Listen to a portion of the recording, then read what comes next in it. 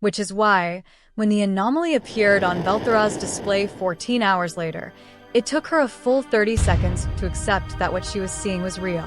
Commander. Something in her voice made Sevorith turn immediately. Not the word, the frequency of it. Velthara had a voice like still water.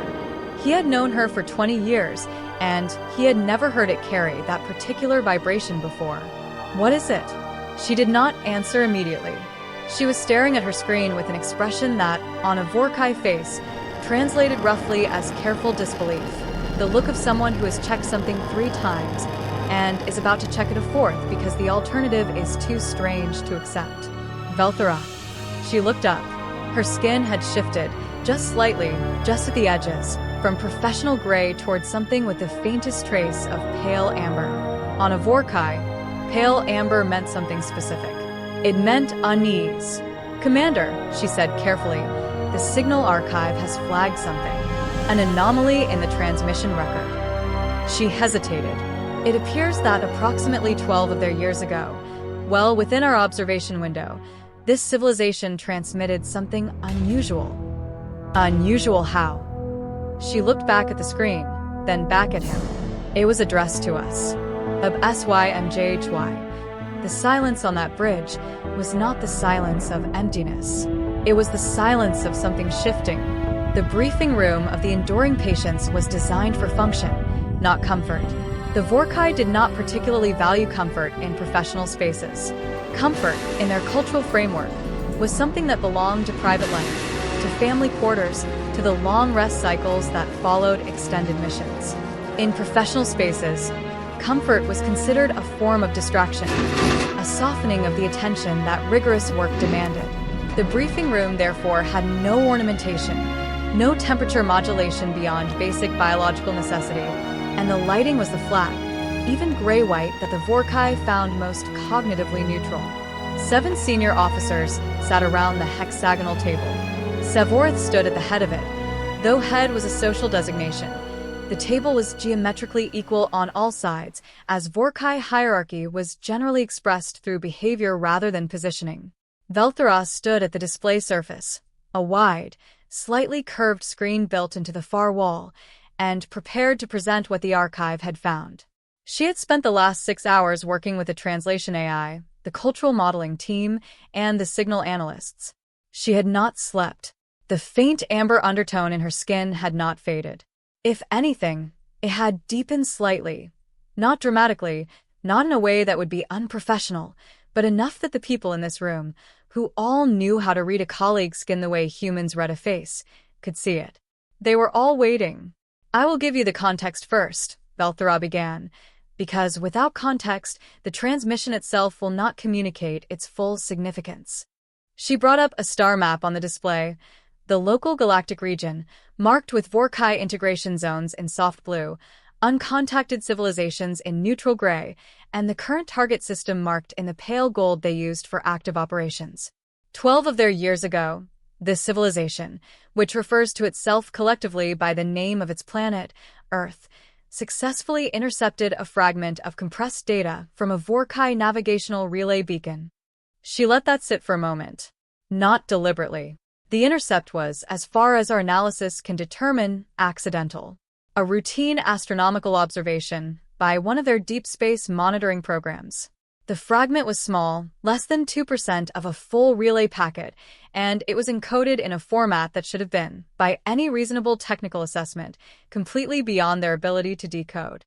Should have been, said Senior Analyst Mordine, a heavy-set officer with the flat, wide eyes common to Vorrkai from the northern coastal regions of the homeworld.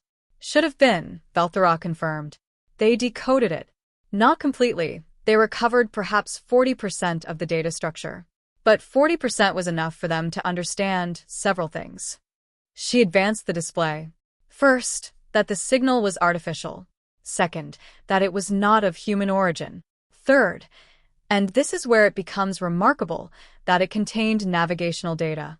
Star maps, with their own system marked. The room was very quiet.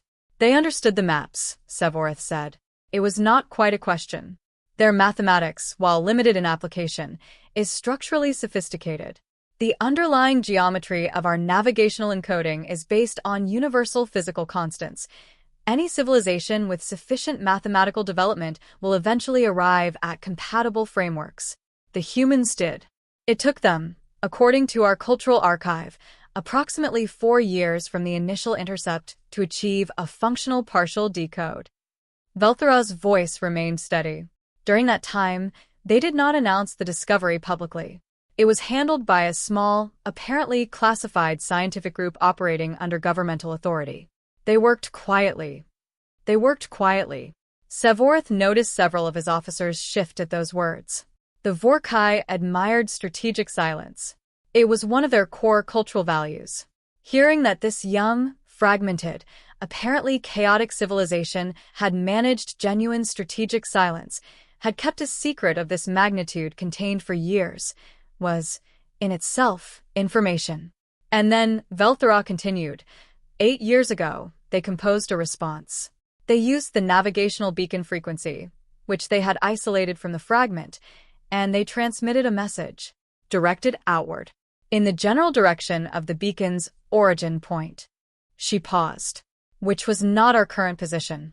We had relocated the beacon by then, but they had transmitted anyway to where it had been a reasonable choice given their information. And they encoded the message in a format they clearly believed a technologically advanced civilization would be able to interpret. What format? Asked Mordine.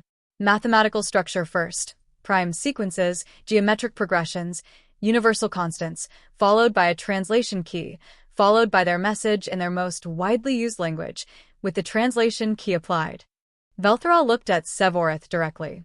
It is, I want to be clear, a genuinely competent piece of communication design for civilization at their technological level. And the Signal Archive caught it. It was in the archive, flagged as anomalous by the AI but not escalated to officer review because it was categorized as, she glanced at her notes, indigenous transmission, non-threatening, routine cultural output. The AI did not recognize the navigational frequency match because it was searching for active threats, not for evidence of prior contact awareness. There was a silence. Someone built the categorization filter too narrowly, Sevorth said. Yes. Velthara did not assign blame. She simply confirmed the fact. We have corrected it. What does the message say? Asked the youngest officer at the table. Navigation Second Araucan, who was on his first integration mission and was very carefully maintaining a neutral expression that was not quite succeeding. Velthara looked at the wall display. I am going to read you the message, she said. In full. I want you to hear the complete text before we discuss it, because the meaning is not in any single section. The meaning is in the totality. She brought it up on screen. Of SYMJHY, here is what they had written to the stars. 8 years ago, from a small blue planet that did not yet know faster than light travel was theoretically possible. To whoever finds this, we know you are watching. We know what the navigational mark on your map means. We are not afraid, or rather, we are afraid, but we have decided that fear is not the most useful response available to us. We are writing this because we believe that any civilization advanced enough to have mapped our solar system and marked it in their navigation systems is advanced enough to read what we write next and take it seriously. We are a young species. We make a great many mistakes. We have spent considerable portions of our history hurting each other in ways that, if we are honest with ourselves, we are not entirely done with yet. We are not presenting ourselves as examples of peaceful perfection. We are presenting ourselves as what we are, complicated, contradictory, stubborn creatures who have been alive on this planet for a very short time and would very much like to continue. We do not know your intentions. We have considered many possibilities. We have discussed them, quietly in small rooms, among people who were selected because they could hold this information without destroying it. We considered the possibility that you intend trade. We considered the possibility that you intend something else. If you intend something else, we want you to know the following. We have been afraid before, many times, of each other, of our own weapons, of the future, of our own capacity for destruction. We have survived all of it. Not cleanly, not without cost, but we have survived it. We have a habit of surviving things that seem unsurvivable. We do not say this as a threat. We say it as information. because we believe you value information. But here is what we actually want to say. The reason we built a transmitter capable of reaching your beacon frequency and spent 3 years figuring out how to encode this message properly. We are not asking for mercy. We are not begging. We are not negotiating from fear. We are asking for a conversation. We are saying, we know you are there. We know you have been watching. We are watching too, in the ways we are able to. And we would like, before anything else happens, to simply talk. Because we have found, in our short and complicated history, that most of the worst things that have ever happened to us happened because two groups of people were in the same space with conflicting needs, and neither one of them tried to speak first. We are trying to speak first. We understand if you do not answer. We understand if this changes nothing about whatever you intend to do. We wrote it anyway because it was the most honest thing we could do, and honesty is something we are still learning to be good at, but we are trying. Earth. Velthara stopped reading. The briefing room was silent for a long time. Sevorith stood very still. His skin, which had been the carefully maintained gray of professional composure for the entire briefing, had shifted, unmistakably, visibly, without his permission, to pale amber. There was a concept in Vorrkai, strategic theory, called Velsherith. It translated, imperfectly, as the variable that changes the nature of the calculation. Not just a complication, not just an obstacle, something more fundamental, a factor whose presence meant that the original calculation was not merely incomplete but was, in a deep structural sense, wrong. Not wrong in its arithmetic, but wrong in its assumptions about what kind of problem was being solved. Vorrkai's strategic training devoted significant time to recognizing Velsherith before it was too late. The historical cases were well documented.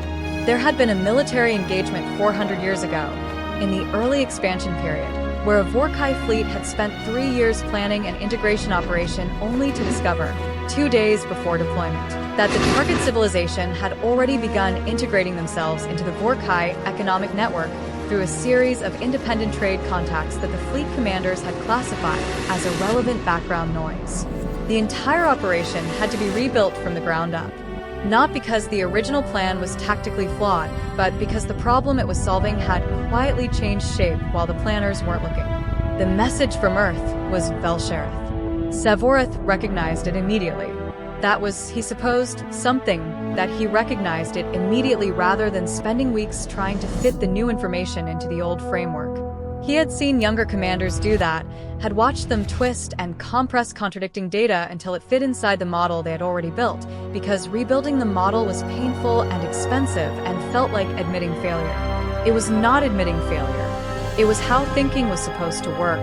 But it was uncomfortable. He let the discomfort happen. He stood at the viewport in his private quarters that night, the deep night of a ship's cycle, when most of the crew was in rest, and he looked at the pale blue light of Earth in the distance, and he thought, the model had assumed a civilization at this developmental stage would be operating entirely within its own frame of reference, absorbed in its internal conflicts, its resource competition, its political divisions. The model predicted a species in a particular psychological posture, essentially inward-facing, present but not looking outward, not watching, not specifically watching for something like us. The model had been wrong, not catastrophically wrong, not wrong about the technology level or the population or the resource distribution, wrong about the posture, wrong about where they were pointing their attention. And posture, Sevorith had learned over 40 years of integration work, mattered enormously. You could plan around a population that was looking in the wrong direction. You could not plan around one that was already looking directly at you, had been looking at you for 12 years, and had spent 8 of those years composing a letter. He thought about the letter. He had read it 5 times. Each time, he found something different in it, not because the words changed, but because he was reading with different parts of his attention. The first time, he had read it as a security analyst. What do they know? How much have they decoded? What operational risk does this represent? The second time, as a cultural anthropologist, what does this tell us about how they think? What values are embedded in the word choices? What assumptions about us are revealed in what they expect us to understand?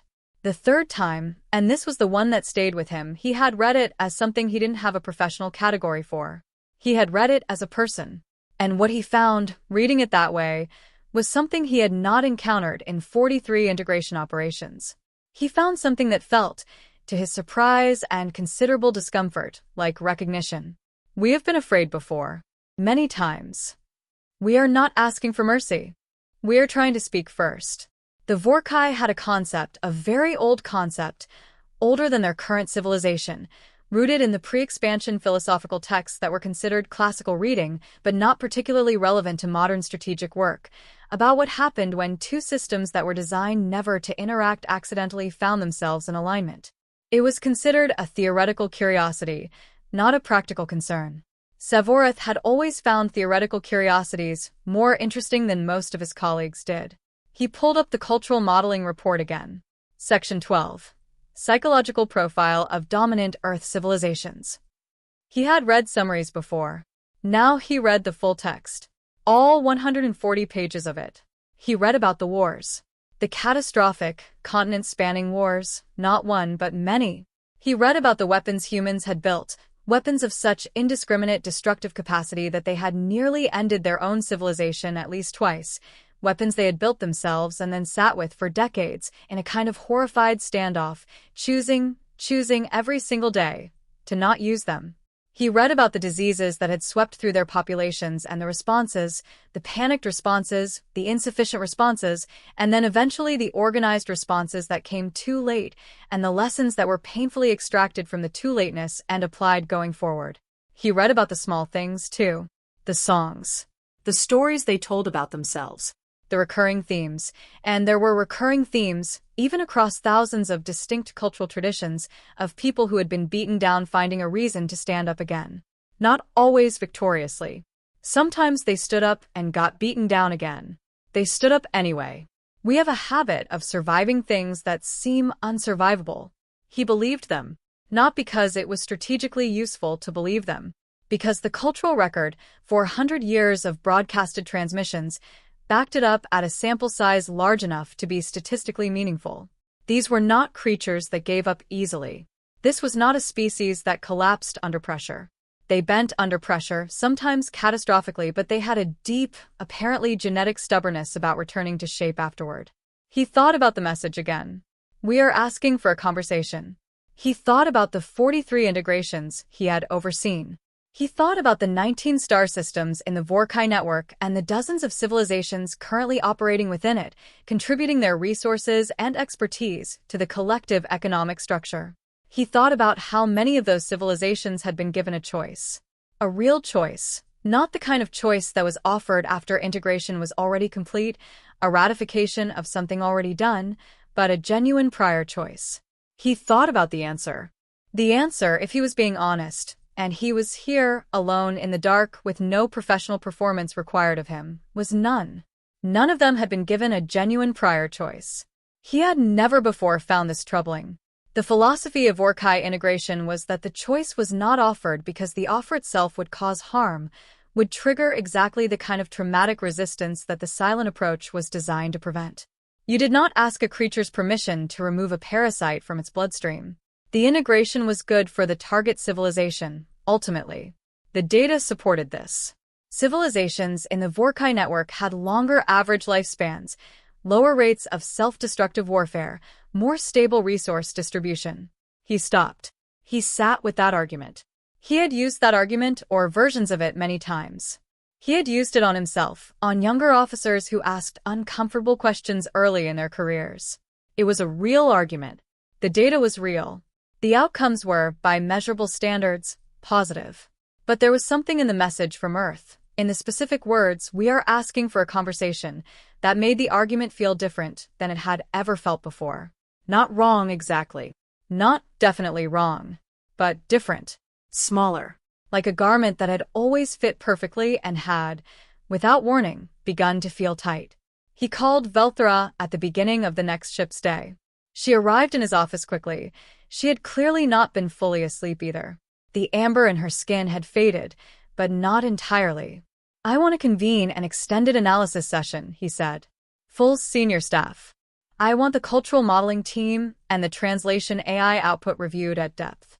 And I want a specific question examined, a question that is not currently anywhere in our operational protocol." Velthera waited. Caro. He looked at her directly. I want to examine what happens if we respond. Velthera was quiet for 3 full seconds. That is not a protocol category, Commander, she said. No, he agreed. It is not. She looked at him for a long moment. The amber in her skin, he noticed, did not deepen. If anything, it shifted. Not toward the gray of professional neutrality, but toward something else. Something he did not have a precise word for. Something that was in the same family as curiosity. I will arrange the session, she said. The extended analysis session lasted 3 days. Not 3 hours. 3 full ship days, with rotating sleep breaks and a continuous thread of review, debate, and revision that moved through the senior staff in shifts like a relay, each group picking up the thread where the last had left it, adding new material, complicating settled conclusions. Sevorith was present for most of it. He slept twice, briefly, reluctantly, and returned each time to find that the conversation had moved in directions he had not predicted. What they were doing had no official name, because it had no official precedent. The closest operational category was pre-contact reassessment, which was a protocol that existed on paper and had technically never been invoked in the 400-year history of Vorrkai expansion. It had been written by a philosopher-strategist named Vethanora, who had lived 3 centuries ago and whose work was respected but considered largely theoretical. Vethanora had argued, in a series of dense, carefully reasoned papers that most Vorrkai strategic planners read once in their training, and then set aside, that there would eventually come a case in which a target civilization would demonstrate what she called Sharveth, the quality of self-aware becoming. Sharveth was not intelligence. Intelligence was easy to identify and did not, by itself, change the integration calculus. It was not technological sophistication either, or cultural complexity, both of which the Vorrkai had encountered in abundance and integrated around without moral difficulty. Sharveth was something more specific. It was the demonstrated capacity for a civilization to understand its own situation from the outside, to look at itself and see not just what it was, but what it was in relation to something larger. To perceive the frame rather than just the picture inside it. The letter from Earth was, by any reasonable application of Vethanora's criteria, a demonstration of Sharveth. We know you are watching. Awareness of observation. We are not presenting ourselves as examples of peaceful perfection. Self-critical assessment, absence of self-serving distortion. We are trying to speak first. Strategic understanding of communication as preemptive relationship building. The cultural modeling team, when asked to formally assess the transmission against Sharveth criteria, returned a confidence rating of 87%. The senior analyst who delivered this rating looked uncomfortable doing so, in the way that someone looks uncomfortable delivering a result that is technically correct but practically inconvenient. What does the remaining 13% represent? Sevorith asked. The possibility, the analyst said carefully, that the message was a coincidental artifact, that the qualities we are reading as Sharveth are projections of our own interpretive framework onto what is actually a simpler and more reflexive communication. He paused. I want to be transparent that my team finds this alternative explanation unconvincing, but intellectual honesty requires including it. Noted, Sevorith said. Proceed with 87%. What this meant, what the invocation of Sharveth criteria meant, if the Vorrkai chose to take Vethanora's philosophical framework seriously, was that the standard integration protocol was no longer applicable. Vethanora had been explicit about this. Her argument was not sentimental. She was not arguing that civilizations with Sharveth were morally superior or had more right to sovereignty than those without it. She was arguing something more structural, that a civilization with genuine self-aware relational capacity, when integrated without its knowledge or consent, would eventually, inevitably, arrive at the full understanding of what had been done to it. And that a civilization capable of Sharveth would not process this understanding the way less self-aware civilizations did. It would not simply produce diffuse cultural trauma or localized resistance. It would produce something more directed, more coherent, and potentially far more destabilizing to the network as a whole. She called this the return of the conversation that was never had. The Vorrkai had dismissed this argument for 3 centuries as elegantly theoretical and practically irrelevant. No civilization had yet demonstrated Sharveth clearly enough to require the argument be taken seriously. Until now. On the second day of the session, Velthera presented an analysis that Sevoreth had not requested but that she had produced independently, which was itself somewhat unusual, and which told him something about where her thinking had gone. She had gone back through the cultural archive. All 400 years of Earth transmissions, not the summary statistics, but the actual content.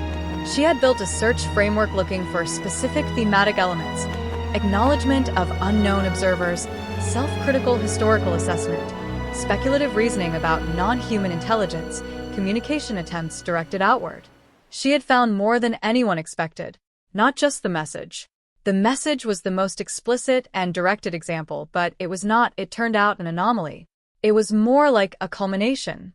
There were hundreds of years of fictional stories, novels, films, recorded performances, in which humans imagined exactly this scenario, a more powerful civilization watching, approaching, arriving. And a significant number of those stories, she had done a thematic analysis, did not end with victory or with defeat. They ended with conversation, with the discovery that the more powerful force had underestimated what the smaller one was, had failed to account for something essentially human, and had been changed by the encounter in ways neither side had expected. They have been practicing this, Velthera said. Not in a literal sense. But cognitively, philosophically, they have been running this scenario in their cultural imagination for generations. They have been thinking about what to say, how to say it, what it might mean. They wrote the letter, Mordine said slowly, because they had already, in some collective sense, written it 1,000 times before. Yes, Velthera said. That is precisely it. The room was quiet with the weight of that. On the third day, Sevoreth made a decision. It was not a decision he made alone. That was not how Vorrkai command structure worked at the senior level. He made it through a formal process of deliberative consensus that took most of the day and involved significant disagreement. Mordine argued against it. His argument was pragmatic and not without validity. Responding to the message, acknowledging the contact, would fundamentally alter the integration pathway. It would require escalation to the High Fleet Command, which would require justification, which would require invoking Bethanora's framework in an official capacity for the first time in Vorrkai history. This would generate bureaucratic complexity, political argument, potential delays. The current mission timeline was sound. The integration model was solid. The pragmatic path was to continue as planned. Navigation Secondaro Keln, in a moment of junior officer courage that Sevoreth noted carefully and filed away for future recognition, pointed out that the pragmatic path assumed the integration model was still the right model for this situation. And the 3-day analysis had raised genuine uncertainty about that. Pragmatism applied to the wrong problem was not actually pragmatic, it was just familiar. Mordine did not have a clean answer to this. The consensus, in the end, was not unanimous, but it was decisive. They would respond, not with force, not with a fleet approach, not with the slow, silent machinery of integration. With a letter. Of SYMJHY, Sevoreth sat alone in his quarters that evening and thought about the 43 worlds. He thought about each of them. He did not often do this. There was no professional reason to do it, and professional people in his position generally did not spend their private hours cataloging the operations they had run like items in an inventory. It was considered, within the psychological culture of the Vorrkai officer class, a sign of insufficient compartmentalization. He did it anyway. 43 worlds.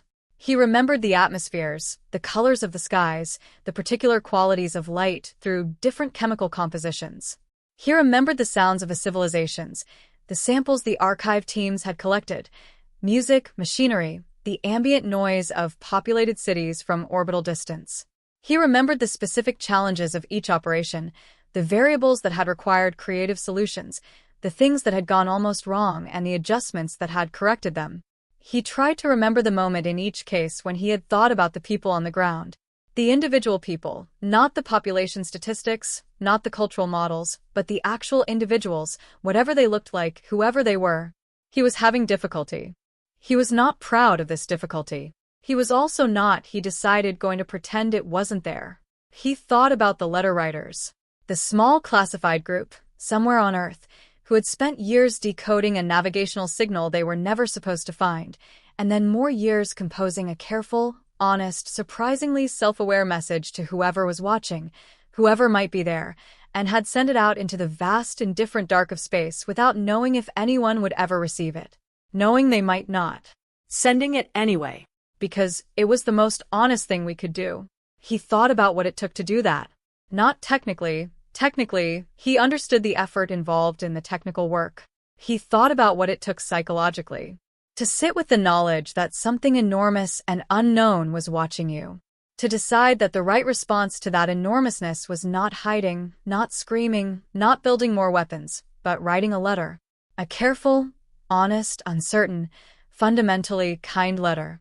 He thought about whether the 43 worlds he had integrated, quietly, without their knowledge or consent, had contained people like that. He thought they probably had. He thought about that for a long time. The composition of the response took longer than the deliberation. This surprised some of the officers and did not surprise others. Vorrkai was not surprised. She had argued from the beginning that the response, if they decided to make one, would be the hardest part, not because of technical difficulty, but because of a problem that had no precise technical solution. What do you say to someone who has already said exactly the right thing? The Earth message had been, and the analysis team had confirmed this as a formal assessment, not merely an emotional impression, structurally complete. It had said what needed to be said, in the right order, without excess, without manipulation, without the kind of rhetorical performance that Vorrkai communication experts had learned to identify and discount in hundreds of civilizations. It was just honest. It was just a true account of a situation and a genuine request. The Vorrkai response would be read against it, measured against it. Whatever they wrote, the humans, or at least the small group of humans who had written the original, would read the response and evaluate it not just for information but for quality. For whether the beings who sent it were as capable of honesty as they had asked the humans to be. This was uncomfortable in a way that was hard to articulate, but impossible to dismiss. Vorrkai led the composition team.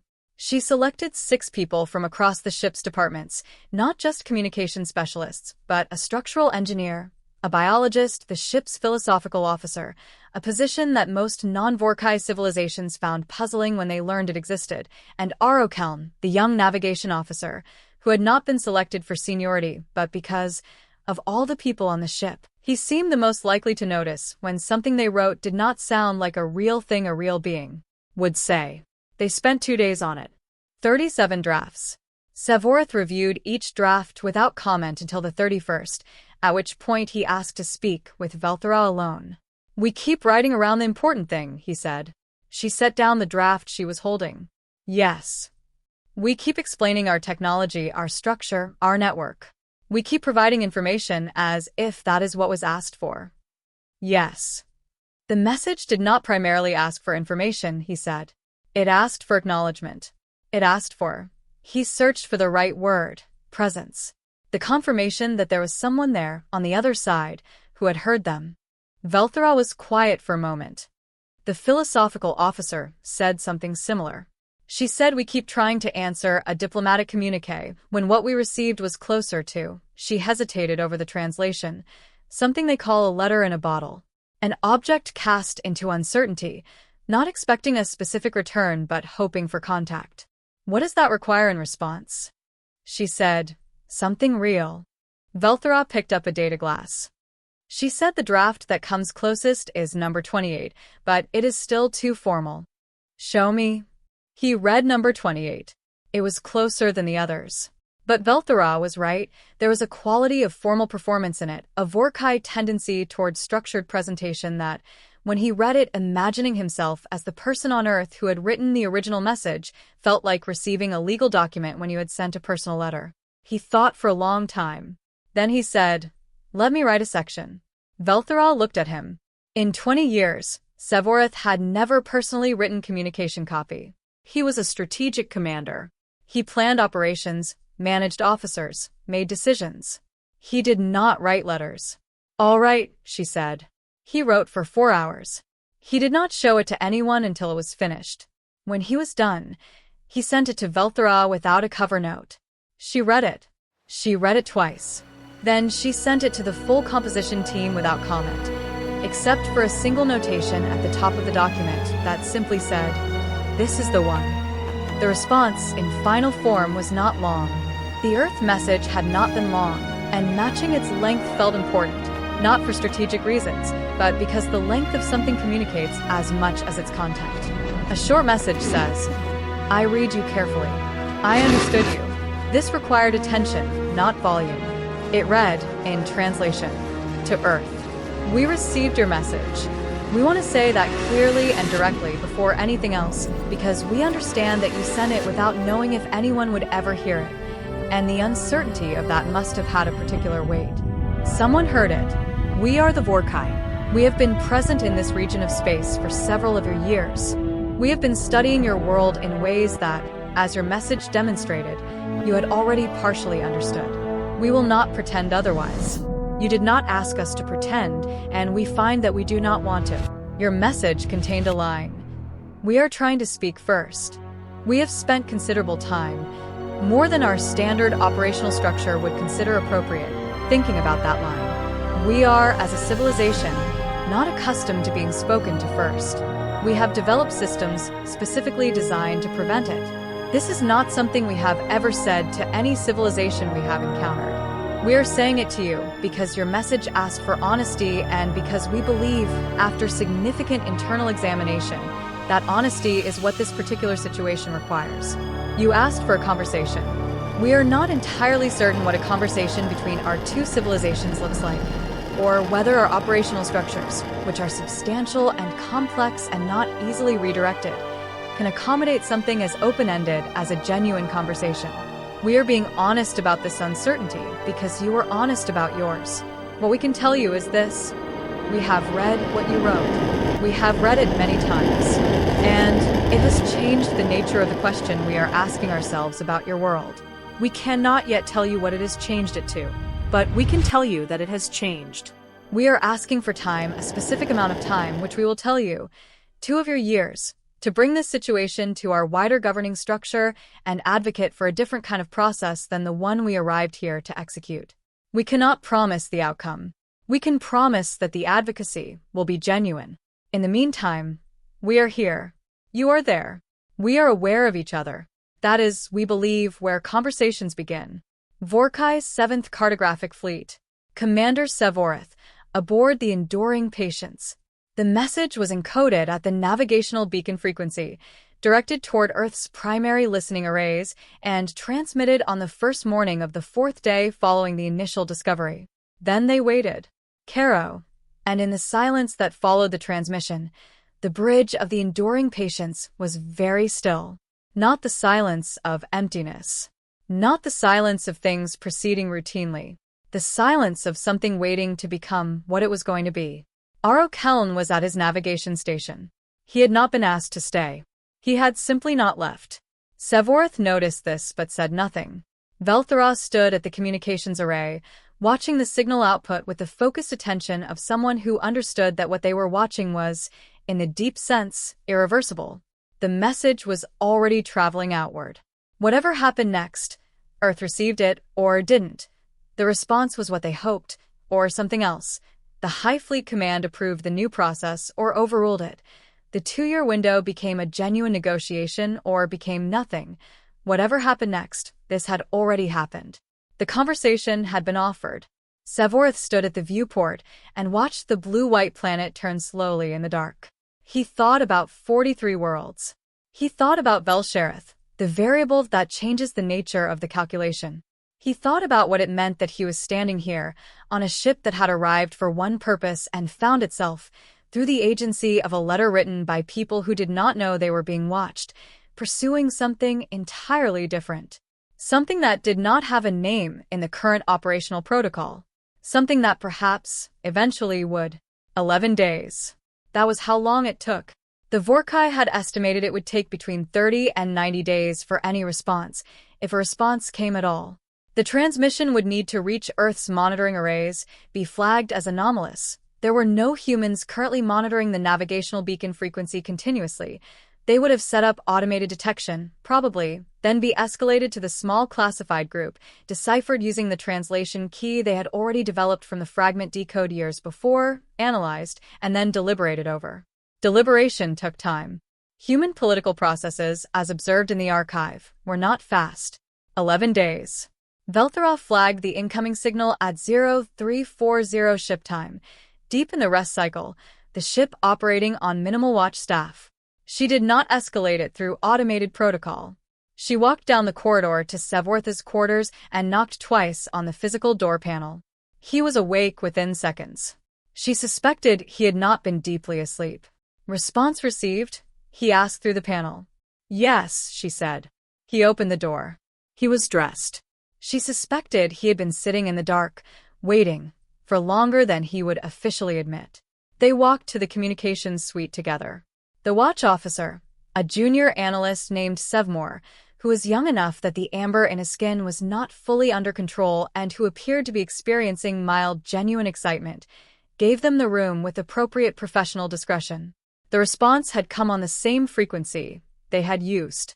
The encoding followed the exact protocol from Earth's original message, the mathematical structure, the translation key, then the language content. They had received it. They had decoded it without difficulty. They had responded in kind. Caro.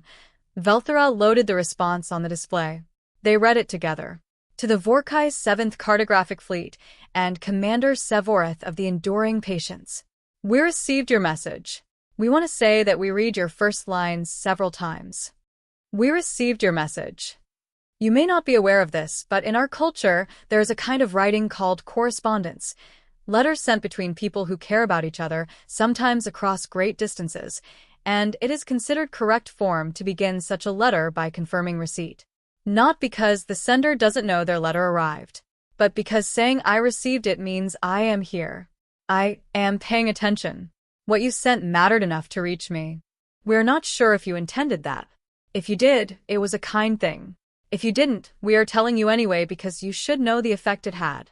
You said our message changed the nature of the question you were asking about our world. You said you could not yet tell us what it changed it to. We understand this. Many of the most important changes we have made, as individuals, as nations, as a species, have begun exactly that way. As an alteration of a question, before the new question had a clear answer. The change in the question is where the change begins. You asked for 2 years. We want to tell you that among the people in this room, there are 11 of us, sitting around a table in a building that most of our world does not know exists, in a city we will not name, in a country we will not name. There is significant disagreement about how to respond to that request. Some of us want to give you the 2 years without conditions. Some of us believe conditions are necessary. Some of us are afraid, in ways we are trying to be honest about, that 2 years is time in which things could happen that are not reversible. We have decided to tell you about the disagreement directly, because your message told us you were uncertain and did not hide it. We thought we should match that. Here is what we have agreed on. We will give you the 2 years. Not without conditions. We are a suspicious species and pretending we are not would be dishonest, and you asked for honesty. The condition is this. Continued communication. Not negotiation yet, not terms, not formal process. Just continued communication. Letters, if that is the right word. So that the 2 years is not silence on our end and process on yours, but something that is happening between us rather than to us. We do not know what you came here to do. We have ideas. We have read your first message carefully, and we are not naive about what it implies. But we have decided, and this was not a unanimous decision, and we're telling you that too, that we would rather know what comes next than not know. We would rather be in the conversation than outside it. We are afraid. We are choosing to be here anyway. There are 11 of us in this room. We do not represent our entire world. We want to be honest about that because our world is 8 billion people who have no idea this conversation is happening, and we feel the weight of that. We are doing our best. Please do the same. The Earth Correspondence Group. Sevorth finished reading. He was quiet for a while. Then he said, "The Earth Correspondence Group." "Yes," Vorrkai said. "They named themselves." "They did." He read the letter again. Slower this time. "We are afraid. We are choosing to be here, anyway." He thought about the 43 worlds again. He had been thinking about them a lot lately. He thought about whether any of them, in any of the archives, in any of the centuries of data, had ever expressed this particular quality with this particular clarity. Not bravery as the absence of fear, but bravery as the presence of fear and the decision to proceed regardless. He thought the answer was probably yes, somewhere in 43 worlds of human data. He thought it probably existed. He thought about the fact that he had never been in a position to read it before. Draft a response, he said. Not me this time. I think the composition team can carry this one. But tell them, match the register. They wrote to us as people. We write back as people. Every time. Velthera nodded. She was already moving toward the door. Velthera. She stopped. The condition they named, he said. Continued communication. He paused. I think it is a good condition. She looked at him for a moment. The gray of her professional composure had shifted, he noticed, just slightly, just at the edges, not toward amber this time, but toward something else. Something he recognized from the philosophical texts, from the old pre-expansion vocabulary, from a word that was not used often in modern professional life. Something adjacent to hope. I think so too, Commander, she said. The Earth Correspondence Group had no official name until they put it in the letter. Dr. Maya Chun had suggested it, half-joking in the way she suggested most things, during the 3 days of argument and counter-argument and silences that had followed the arrival of the Vorrkai transmission. She was a linguist and a specialist in non-human communication theory, which was an academic field that, until 12 years ago, had been largely theoretical in the most literal possible sense. She had a habit of naming things. She found that unnamed things had a tendency to behave as if they didn't fully exist, which she considered an epistemological problem as much as a practical one. We should call ourselves something, she had said, somewhere around hour 40 of the session, when everyone was exhausted and the disagreements had ground from sharp-edged to dull and heavy. Even if it's just among ourselves. The group is too passive. We're doing something. We should have a name for the thing we're doing. General Marcus Webb, who was the most senior military figure in the room, and who had the kind of face that had spent 40 years communicating precisely nothing so that the face itself had become a kind of communication, controlled blankness as active statement, had looked at her without expression for a moment, and then said, Fine. Correspondence Group. Earth Correspondence Group, she had said. And it had stuck. There were 11 of them. 3 scientists, Maya, a physicist named Dr. Ravi Patel, and Dr. Sarah Okonkwo, a cognitive scientist whose specific expertise in how minds constructed models of other minds had made her the most useful person in the room when it came to interpreting the Vorrkai messages. 3 government officials, General Webb, a State Department senior official named Director, and Halverson, who had the kind of calm that was either genuine or so deeply practiced it had become genuine, and a National Security Council representative named Thomas Reyes, who had been assigned to the group because his clearance was high enough and who had spent much of the first week looking as though he was waiting for someone to tell him it was a drill. 2 intelligence analysts, both anonymous, both very good at sitting still, and very slow to say anything but precise when they did. A technical expert named Dr. James Okafor, who had been part of the original Decode team 12 years ago, and was now the person in the room who understood the Vorrkai signal most deeply at a structural level. A diplomatic protocol specialist named Dr. Lena Brandt, who had studied the theory of first contact communication for 30 years, and was now experiencing the full weight of that preparation meeting the reality it had been preparing for. And Dr. Frank Summers, an anthropologist and historian whose specific job, self-assigned, was to keep reminding everyone in the room that the decisions they were making would eventually become history and should be made accordingly. They had been meeting in a building in an undisclosed location for 8 days when the Vorrkai response arrived. The original intercept, 12 years ago, had happened at a different facility. The response team had been assembled 6 years ago, when the message was nearly ready and the question of what to do, if anything came back, needed to be at least theoretically structured. The 11 of them had been meeting, irregularly, twice a year, to maintain operational readiness for a scenario that most of them half-believed would never actually activate. And then it had activated. Maya had read the Vorrkai response 3 times before she said anything. The room had read it together, then in individual silence, and then there had been a long period where no one spoke. Not the uncomfortable silence of people who had nothing to say, but the full silence of people who had too much to say and were trying to sort it into the right order. Thomas Reyes spoke first, which surprised everyone, because he had been the quietest person in the room for 8 days. They said, "We cannot yet tell you what it has changed it to, but we can tell you that it has changed." He looked around the table. Does that read to anyone else as someone who is having a harder time with this than they expected? Several people looked at each other. Yes, Dr. Okonkwo said. That is exactly what it reads as. She leaned forward. I want to talk about the cognitive architecture of this message, because I think it matters. Whoever composed this, and I believe it was composed by an individual, not a committee, the voice is too consistent for a committee draft, is an active processing of a significant cognitive shift. The language is careful in a way that careful language is careful when the person using it is trying to be precise about something genuinely uncertain, not uncertain as performance. What's the significance of that? Webb asked.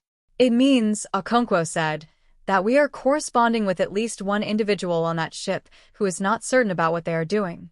Who is doing it anyway? Who wants us to know both things. The room was quiet. That's, Maya started, then stopped. That's what? Webb said. That's not what I expected them to be like, she said simply. The disagreement about conditions had been genuine. Frank Summers had argued against any conditions. His historical argument was that conditions in early contact situations frequently became the seeds of later conflict, that the request itself for conditions communicated distrust that would be remembered. And Halverson had argued, with the steady patience of someone who had spent a career navigating exactly this kind of disagreement, that communicating distrust was not inherently bad, it was honest, and the initial message had been premised on honesty. The intelligence analysts had said very little, but both nodded when Halverson spoke. The condition that emerged, continued communication, was a compromise that, like most good compromises, initially satisfied no one completely and eventually seemed right to almost everyone.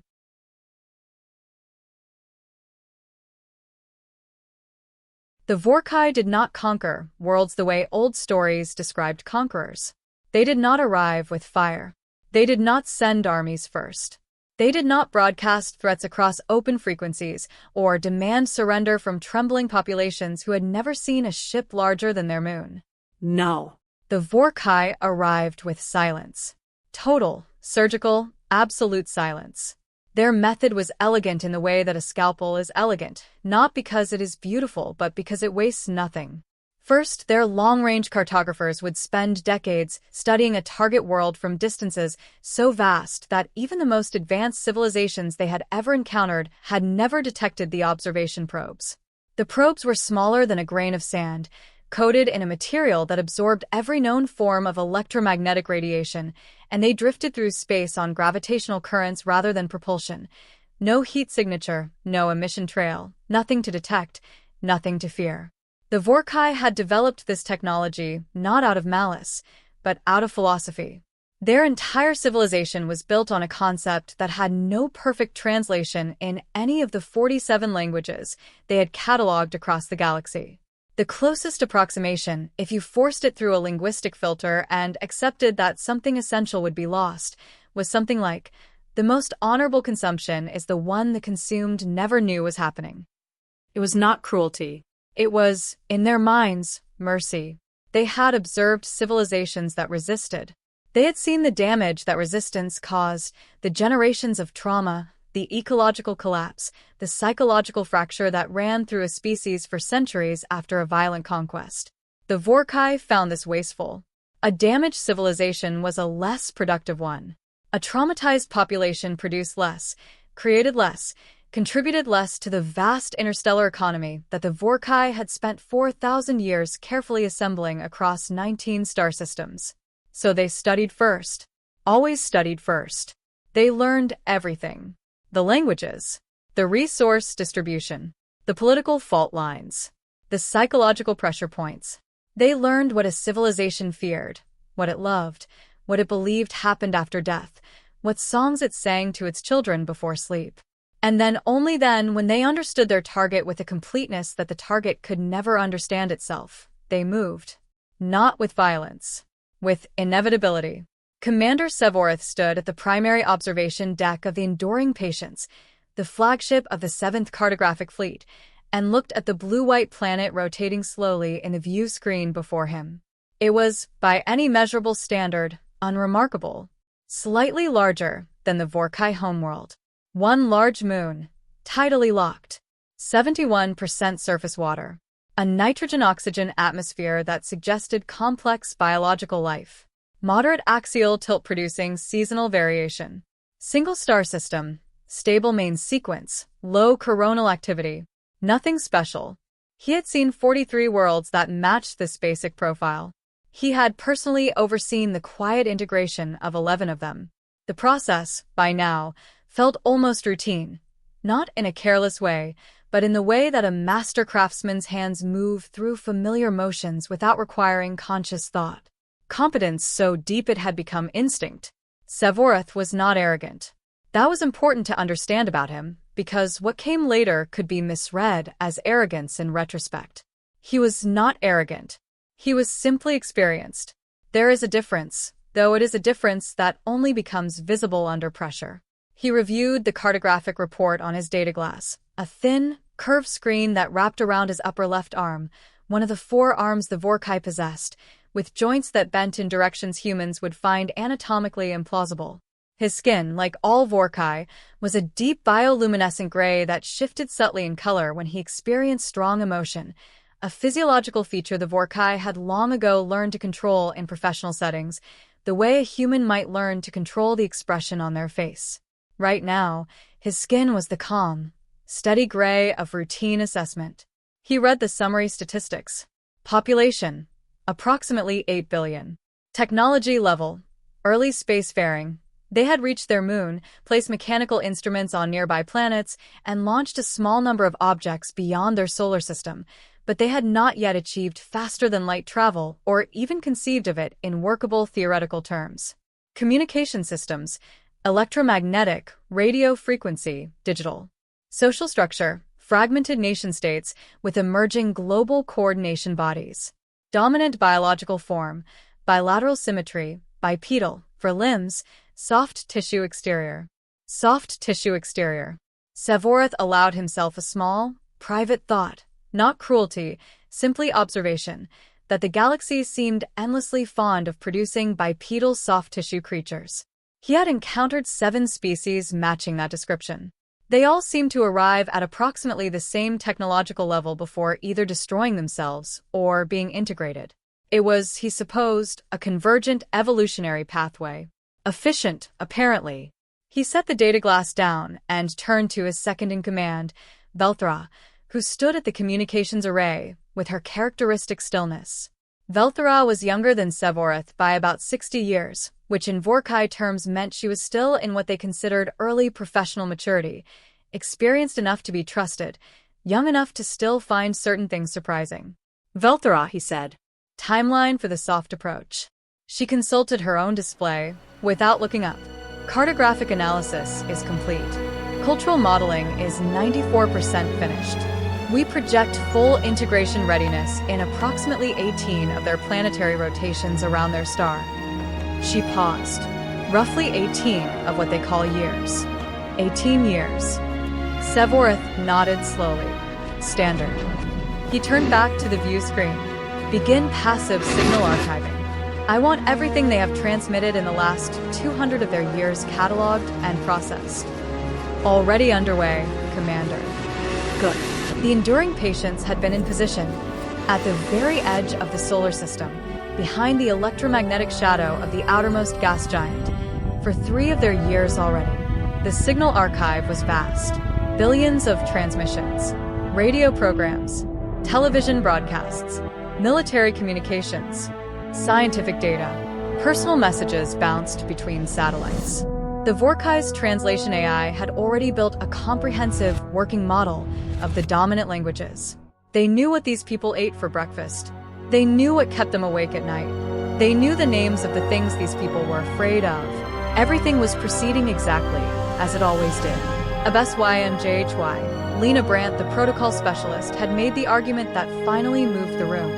She had said, In every historical account of first contact scenarios that we have constructed theoretically, the thing we most consistently identified as the point of failure was the moment when one party stopped communicating with the other and began communicating at them. We are being offered 2 years. If those 2 years are silence for us and process for them, then we have given up the thing that makes us a party to this rather than a subject of it. The condition is not distrust. The condition is presence. We are saying, we are here, we will remain here, we will keep talking, and that means this happens between us. The room had agreed. Ravi Patel, who had not spoken much during the 8 days and who had the slightly abstracted quality of a man whose mind was running large calculations in a background process while his face participated in meetings, cornered Maya after the response was sent. "Can I ask you something?" he said. "Yes," she said. The line in their message, "We have developed systems specifically designed to prevent being spoken to first."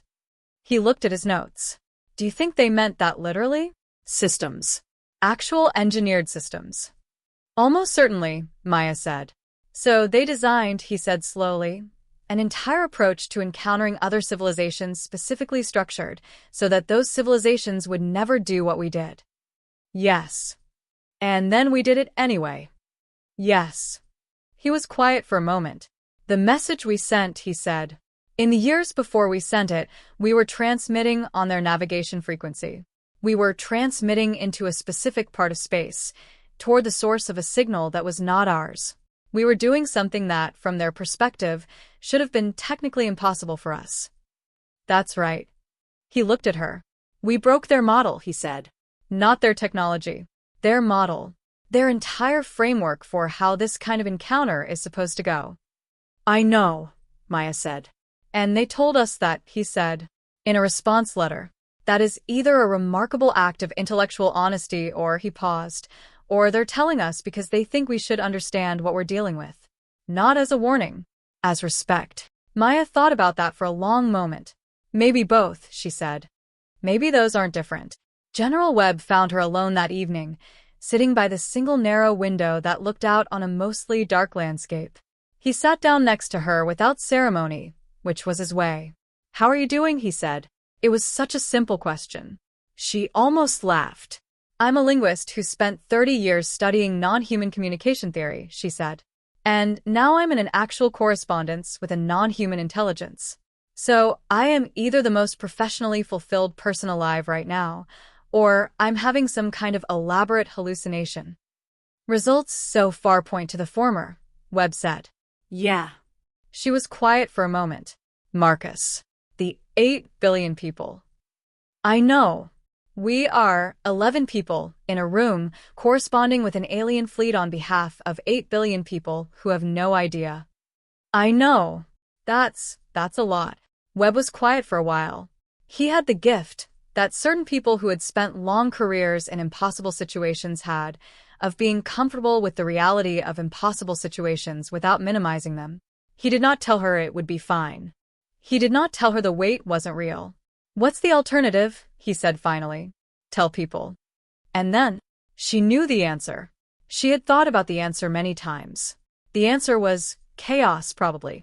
Not bad chaos necessarily, not permanent chaos, but immediate chaos of a kind that would almost certainly collapse the careful, fragile thing they were building with these letters, the specific quality of honest, careful, human-scaled communication they had managed to establish, under the weight of 8 billion voices with 8 billion different ideas about what to do. Maybe eventually the world would need to know, and could handle knowing. Not yet. "I know," she said. Webb stood up. "We're doing the right thing," he said. "I know that too," she said. "That doesn't make it lighter." "No," he agreed. "It doesn't." He left. Maya sat by the window and thought about conversations. About the extraordinary, dangerous, quietly miraculous fact that a letter she had helped write, in a building no one knew existed, to a ship no one knew was there, had been received by a commander who had told her, in plain and honest language, that it had changed something. She did not know what it had changed it to. She was choosing to be here, anyway. They wrote to each other across the dark. Not through ambassadors, not through channels, not through the formal architecture of international, interstellar, protocol. They wrote letters.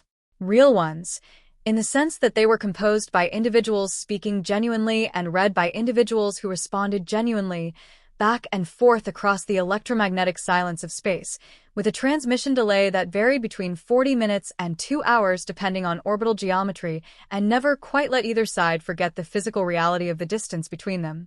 The letters accumulated. 73 of them over the 2 years, some short, some long, some focused on specific questions, some wide and exploratory, covering ground that neither side had planned to cover when they sat down to write. It was, everyone involved later agreed, the strangest and most important correspondence in the history of either civilization. The third letter from Earth contained a question that Sevorith had not expected. Dr. Maya Chin. She had begun signing her name to letters, which the composition team had noted with interest and then adopted as practice on the Vorrkai side, Velthara signing hers. Aro Keln eventually signing his, had asked, "Can you tell us about the other civilizations you have encountered? Not details that compromise anyone's privacy or security. We understand you may have obligations there. But we find ourselves thinking about you not as an isolated presence but as part of something larger, and we would like to understand the shape of that larger thing." Sevorith had sat with this question for 2 days before writing back. The response he sent was 4 pages long, longer than any previous letter. He described the Vorrkai network, not its strategic structure, not its resource economics, but its shape. The quality of what it felt like, from inside, to be part of something that spanned 19 star systems and contained dozens of distinct civilizations all going about their existence in their own ways while being connected by trade, by the slow exchange of knowledge, by the occasional friction that arose when different cultural frameworks came into contact. He described specific things, a musical tradition from one civilization that had spread through the network and been adopted, transformed, and returned in new forms.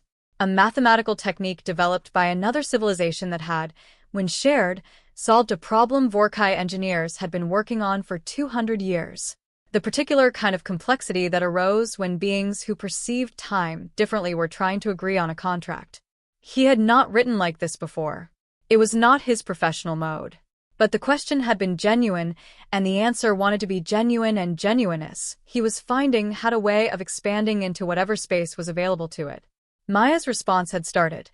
"Reading your letter, I found myself thinking about something we call diaspora, the experience of different cultures spreading, mixing, transforming, coming back to themselves changed. You described something that sounds like a very old, very complex version of this. We have been trying to build something like what you described, on a much smaller scale, across a single planet, and we are still not very good at it. What you're describing sounds like something that took a long time to get wrong before you started getting it right." Sevorith had read that last line several times. Getting wrong before getting it right. He had written back. For 100 years. And we are, in ways that the current conversation is helping me see more clearly, possibly still getting some of it wrong. Velthara's correspondence with Dr. Okonkwo had taken on its own character, more technical, more precise. 2 minds that shared a particular kind of rigor working through the problem of mutual comprehension from the inside out. Okonkwo had asked, in her 4th letter, about Vorrkai emotional physiology. Not in a clinical way, she was too skilled for that, but through a specific question. "You mentioned that bioluminescent skin shifts communicate emotional states. I am curious. Is this considered private information? In many human cultures, strong emotional display is context-dependent, appropriate in some situations, inappropriate in others. I ask because I want to understand whether you are sharing something with us in these letters that you would not normally share, and if so, what that means." Velthara had found this question unexpectedly moving. She had written back. "In professional contexts, Vorrkai learned to maintain skin neutrality, the way you have described learning to manage facial expression. It is considered a mark of competence. What you are asking is whether corresponding with you has involved a kind of emotional transparency that is unusual for us in a professional context." The honest answer is yes. I have discussed this with Commander Sevorith, and he agrees that these letters have a quality that is different from our professional norm, not less rigorous but more present, I suppose. More present. We think this is appropriate to the situation. We find ourselves less certain than usual about whether our professional norms are well suited to what this situation is. Okonkwo had replied, I think that is one of the most significant things you have told us so far. Not the content of it, but the fact that you are willing to say it. The 15th letter from the Vorrkai side was written by Vorrkai. This had not been planned.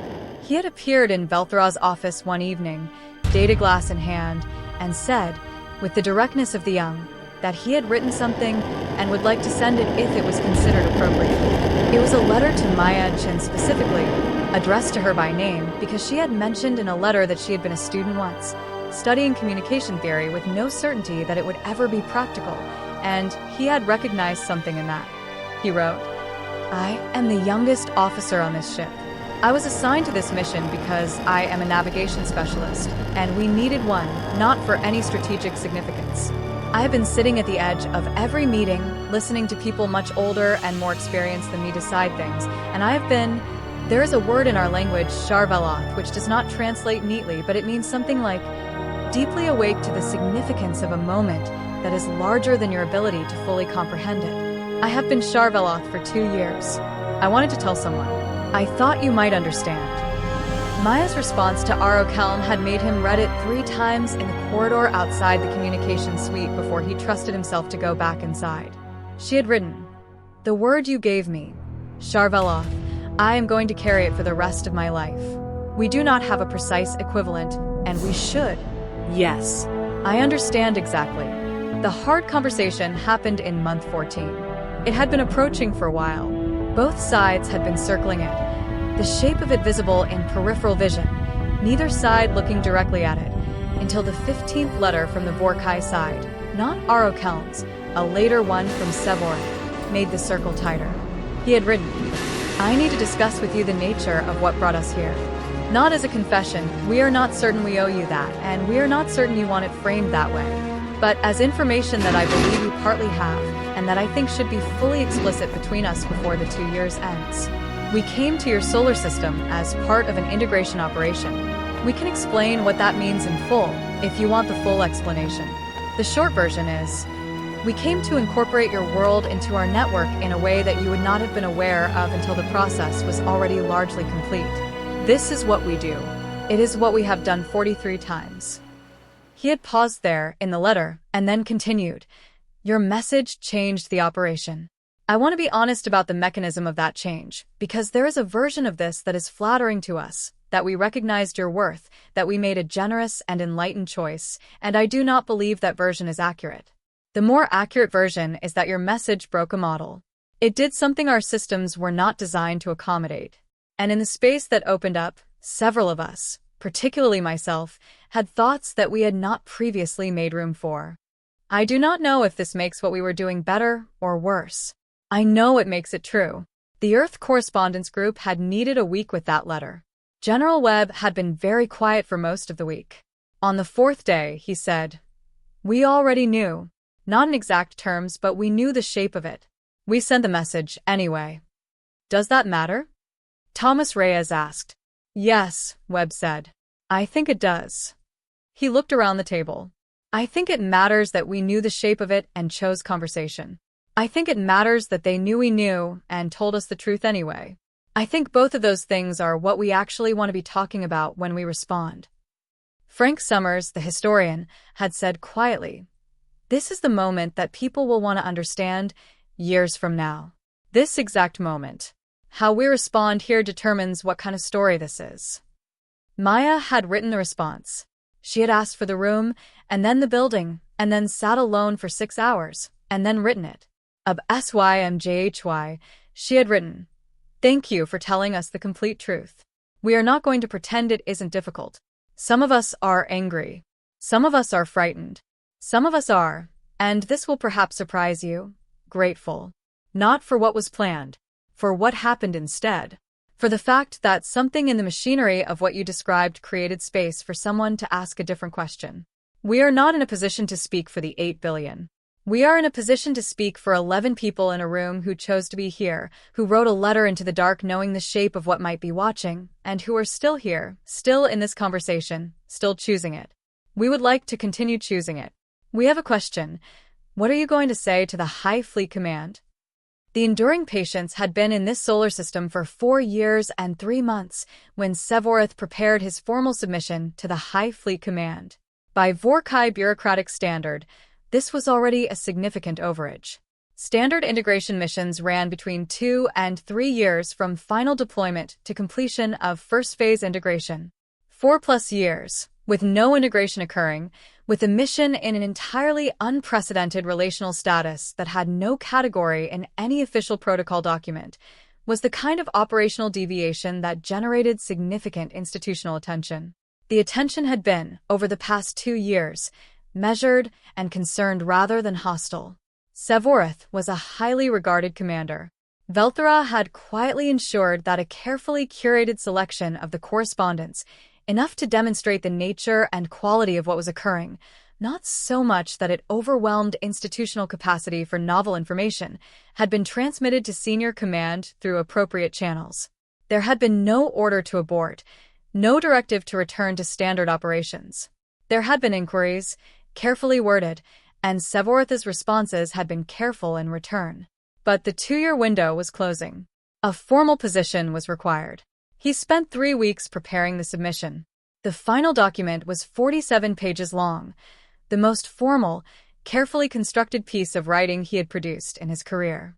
It drew on Vethanora's philosophical framework, on the cultural analysis data, on the specific evidence of Sharveth, on the documented record of the correspondence, on the historical outcomes of all 43 previous integration operations, on the theoretical literature. Sevorth had become considerably more familiar with Vorrkai philosophical literature over the past 2 years than he had ever been before, about the conditions under which integration produced the most stable long-term outcomes. The formal argument was that the Earth situation represents an unprecedented case that falls outside the applicable standard protocol, that the correct response to an unprecedented case is the creation of new protocol rather than the forced application of an inadequate existing one, that the specific qualities demonstrated by the Earth correspondence group, particularly the Sharveth indicators, make standard integration not merely unnecessary but actively counterproductive to long-term network stability, and that the 2 years of correspondence have created the foundation for a genuinely novel relational approach that the network has, in 400 years, not previously explored. He argued, in plain language, for something that had no official name. He argued for asking first, for going to Earth not as integrators but as the people who had been writing letters for 2 years, who knew about 11 people in a room, who knew about Sharveloth and letters in bottles, and the particular quality of someone who was afraid and choosing to be there anyway. He argued for landing on the ground, with full transparency about what they were, what they had come to do, and what they were no longer doing, and asking in person with full information available whether the Earth Correspondence Group and the civilization they represented wanted to be part of something larger. He filed the submission and then went to stand at the viewport and waited for his skin to stop doing the thing it was doing. It took a while. The response from the High Fleet Command arrived in 17 days, faster than expected. High Fleet Strategic Director Omithvel was an administrator Sevorth had dealt with twice before in his career. She was meticulous, cautious, politically skilled, and not particularly given to unconventional positions. She was the kind of institutional figure who had reached her position by being reliably right about what the institution needed rather than by being visionary. This was, in Sevorth's experience, not a disqualification for making good decisions in novel situations. Sometimes the reliably right approach was to recognize that a novel situation required novel handling, and the skill was in seeing that clearly rather than in having the novel idea. Her response was, "Submission reviewed. Your documentation of the Sharveth qualification is the most thorough application of Vethanora's framework in the historical record and constitutes, on its own, a significant academic contribution regardless of operational outcome. We are convening an extended strategic review. You are authorized to extend the current status quo for an additional 6 months, pending review outcome. You are further authorized, upon review conclusion, to proceed with whatever approach the review recommends. No preemptive limitation will be placed on the scope of options under consideration." Then, at the very end, in a postscript that was not formatted as official correspondence and which Sevorth read twice to make sure he was parsing the tone correctly. "Commander, I read the full correspondence record. All 73 letters. I want you to know that. I thought it warranted saying. He told Maya in the next letter. Not the full text of the submission or the response. Those were internal Vorrkai documents, but the shape of it. What he had argued for. What the response had been. He wrote, "The review will take time. The outcome is not certain." I want to be honest with you about that. There are people in our institutional structure who will argue for the standard approach, and their arguments are not unreasonable from within the framework that has governed Vorrkai expansion for 4 centuries. A framework, I want to note, that has produced real benefits for the civilizations involved. This is not a simple story, but that also has, I am now understanding, never had to answer the question your letter asked. The question of what happens when someone speaks first. Maya's response came with unusual speed, 39 minutes after transmission, barely time for the signal to reach Earth and a person to read it and write back.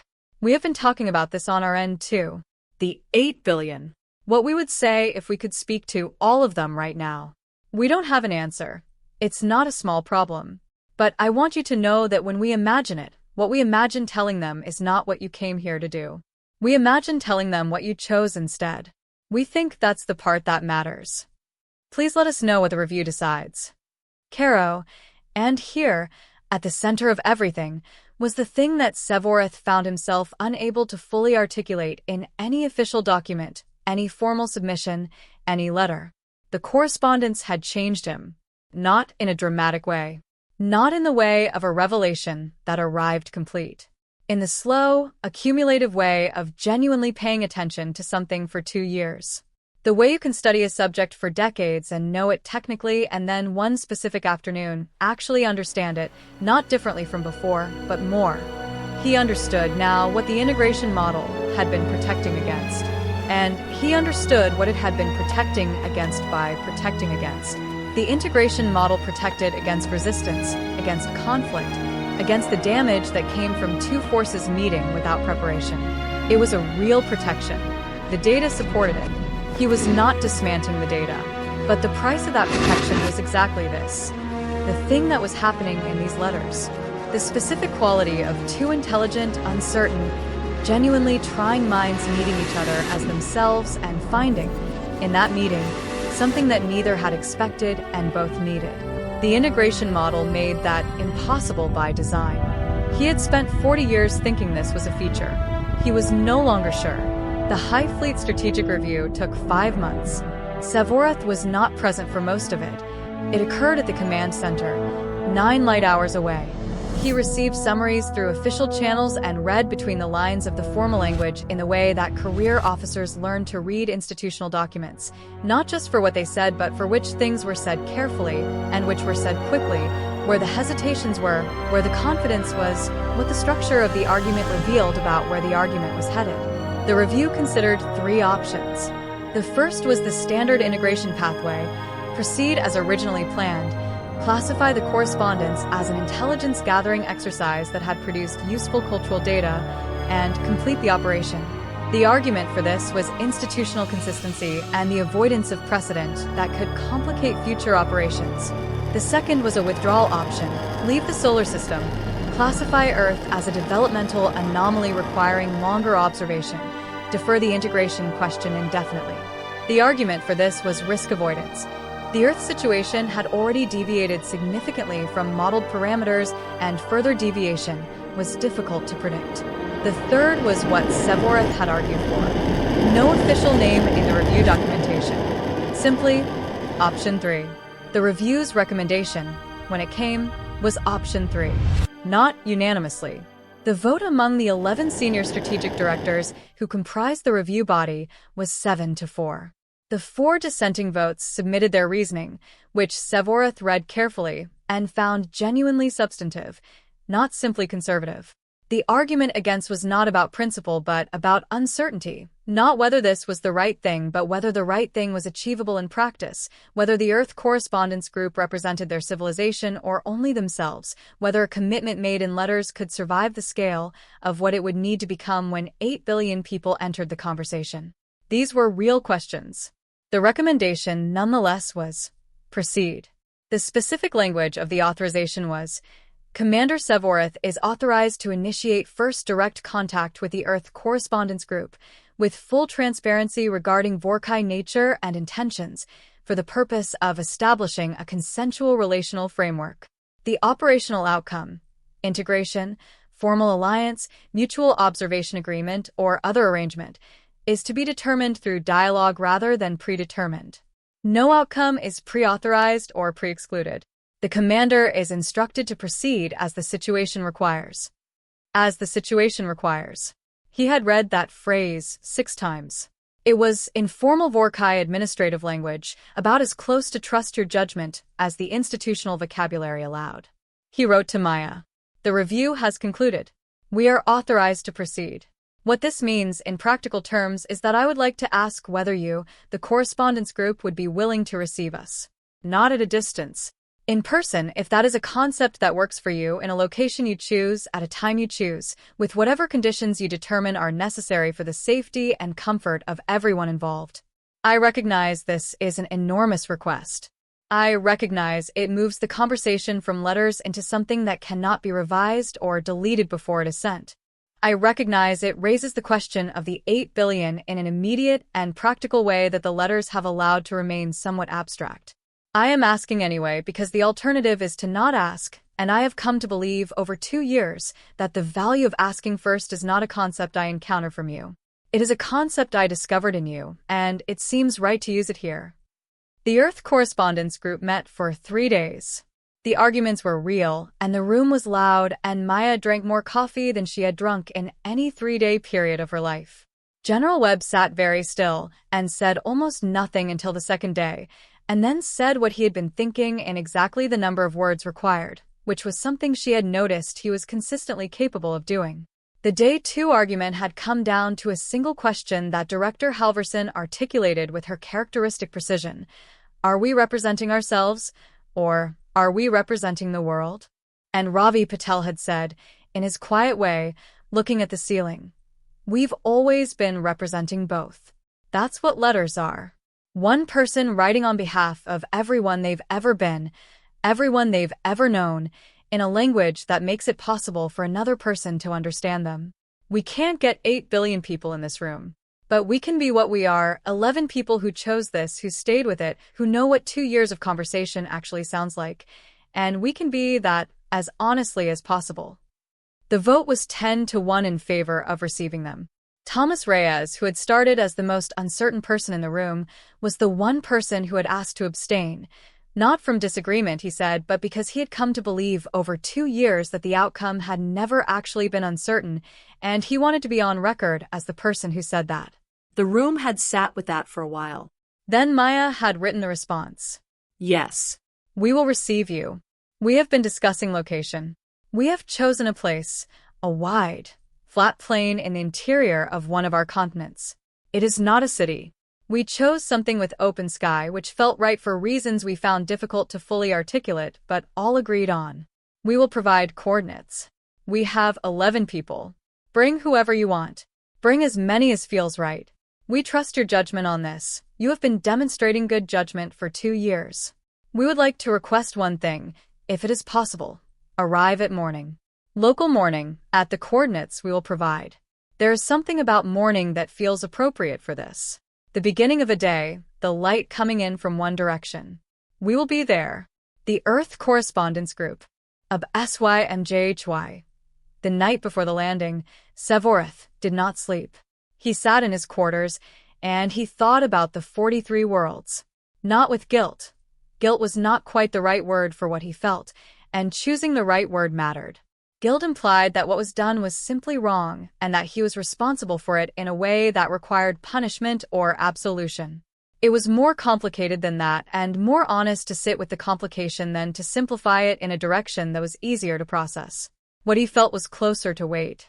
The weight of 43 worlds that had not been given this, that had not had their message decoded, or had not sent one, or had not been on the ship that happened to have a navigation second young enough to be curious, and not yet experienced enough to assume he knew what wasn't possible. He did not know how to carry that weight perfectly. He was not sure perfect weight carrying was available to him. He thought what he could do, what he would try to do, going forward, in whatever form this took, was to be precise about it. To not lose it in the machinery of moving forward. To let it be there, acknowledged, part of what this was. He thought about the 43 worlds, and then he thought about what was going to happen in the morning, and for a long time those two thoughts sat side by side in the dark, uncomfortably and necessarily close. The shuttle descended at dawn. Not the military shuttle, Sevorth had been specific about this. The landing vehicle was the Science Survey Shuttle, smaller, designed for surface operations rather than tactical deployment, no weapon systems, no armor plating. It looked, from the outside, more like a large smooth stone than a weapon. He had chosen this on purpose. 7 Vorrkai made the landing. Sevorth, Velthra, Arokeln, the ship's philosophical officer Dr. Remsava, the biologist who had been preparing physiological safety protocols for this moment for 2 years, and 2 crew members whose primary function was technical support and who had, both of them, submitted written requests to be included. Sevorth had approved the requests. It had seemed right. As the shuttle broke through the cloud layer, the plane came into view. It was golden in the early light, flat and very wide, the grasses catching the horizontal light and turning it, and in the center of it, small from altitude, growing as they descended, 11 figures standing in an open circle, looking up. Sevorth stood at the forward viewport and felt something he could not immediately name. Then he could. It was the same thing he had felt reading the letter for the first time, but in the body rather than just in the mind. Immediate. Physical. Like a frequency his physiology was responding to before his cognition had processed it. He thought it might be the feeling of something being real that had been, for 2 years, only words. The shuttle set down 200 meters from the group and was still for a moment. Then the entry ramp extended. Sevorth went first. He walked out into the morning air of Earth, which smelled like nothing he could have predicted, complex and organic and alive in a way that no archival data captured, because scent was not something the archive had been built to collect. And he stood at the bottom of the ramp, and he looked across the golden grass at 11 people who had been looking back at him for 2 years.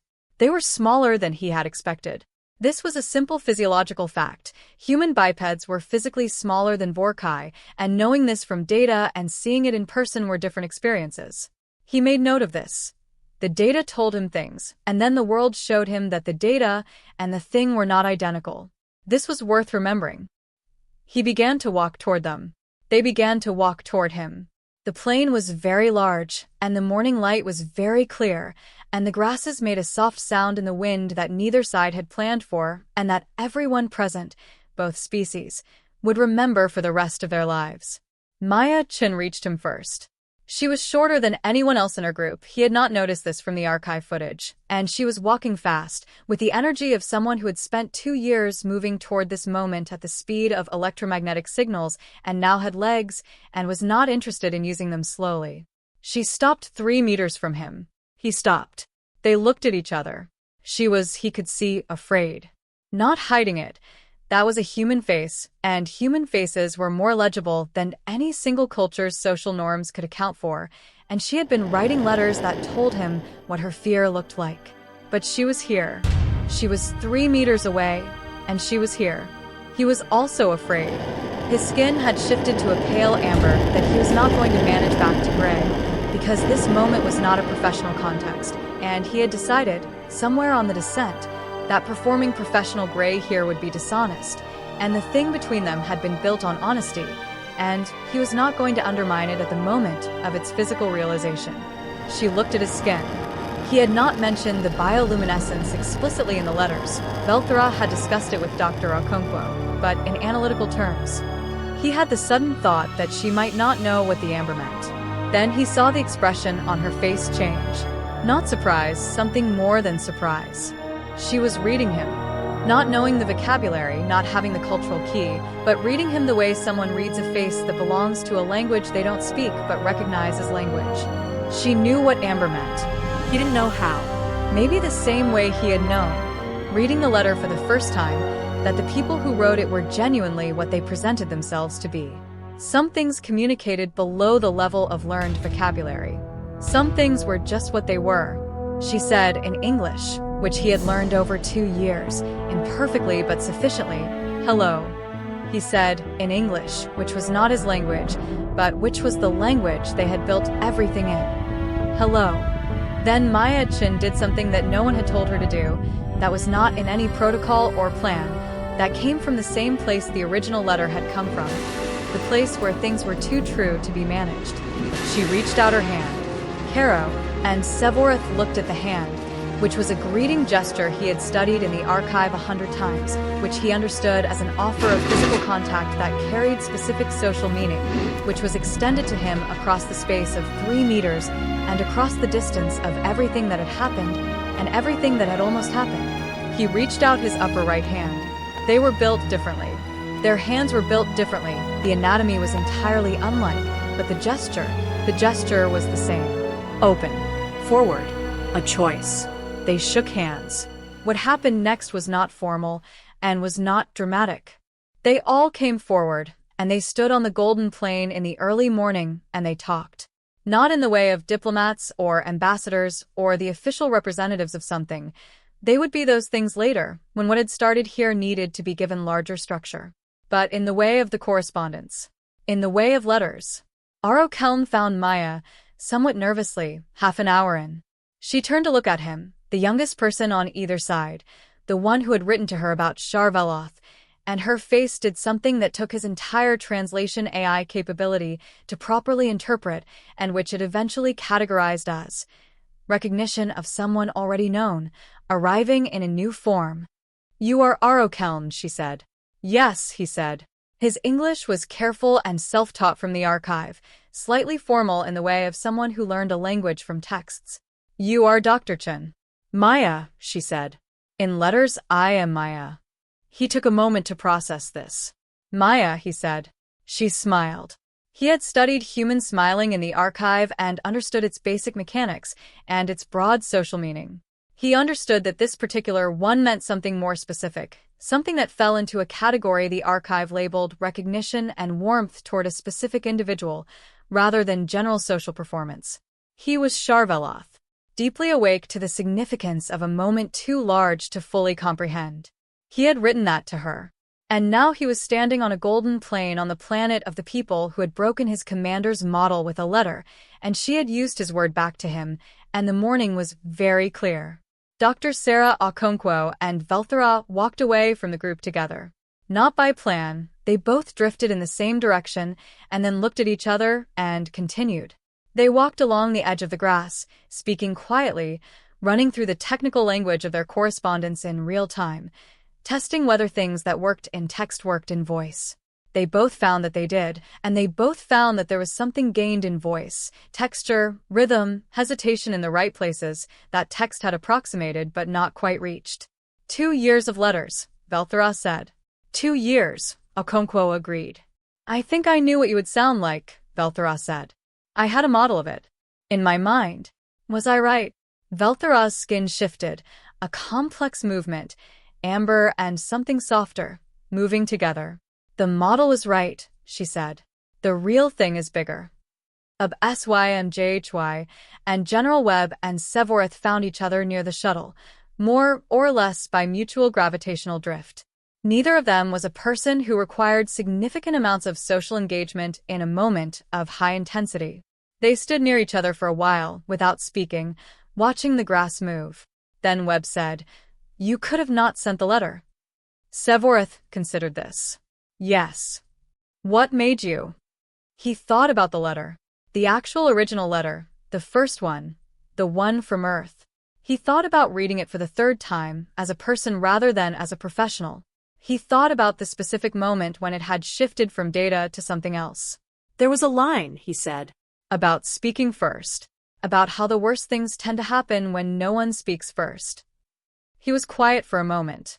"I think I recognized it as true before I decided what to do about the fact that it was true." Webb nodded slowly. This was apparently an acceptable answer. They stood in the morning light on the golden plain of Earth, 2 people who had both spent long careers inside institutions that were not designed for exactly this, and they watched their people talk to each other, and they were quiet together in the way that people are quiet when they're watching something good happen. The formal contact declaration took 11 months. Not because the Earth correspondence group was slow, they were, by then, the fastest-moving part of the process, but because the Vorrkai institutional process required careful navigation, and the human governmental processes required even more careful navigation, and the period between the landing on the plane and the formal declaration was one of the most complex, exhausting, occasionally infuriating, and genuinely important 11 months that any of the people involved had ever experienced.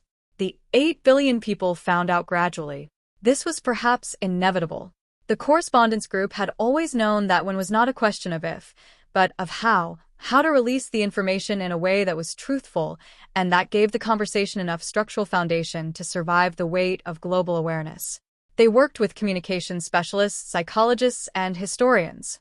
They released the correspondence record, the full 73 letters, simultaneously with the announcement. Not a summary. The actual letters. So that the first thing 8 billion people encountered was not the political fact of alien contact, but the human story of 11 people in a room who had been afraid and chosen to be there anyway, and an alien commander who had received their letter and written back.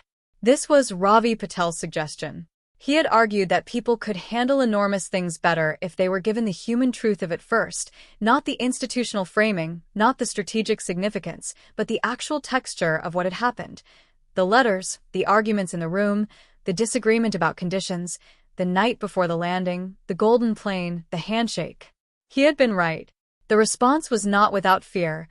Of course it was not without fear. It was the most significant moment in human history, and fear was a rational response.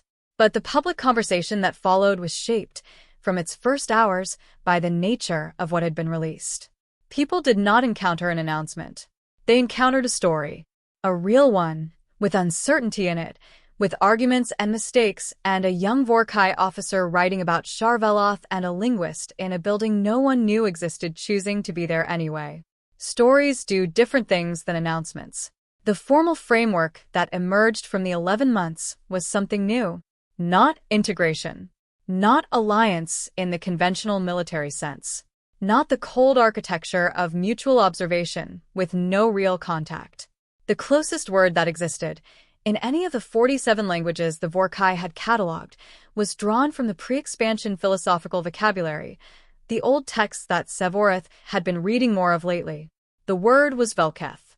It translated, imperfectly, as the agreement to go forward together with full knowledge of where we came from. The Vorrkai High Fleet Command had approved it 7-4 in the Strategic Review, and then, when it was brought to the full Governing Council, by a margin that surprised everyone including Sevorith.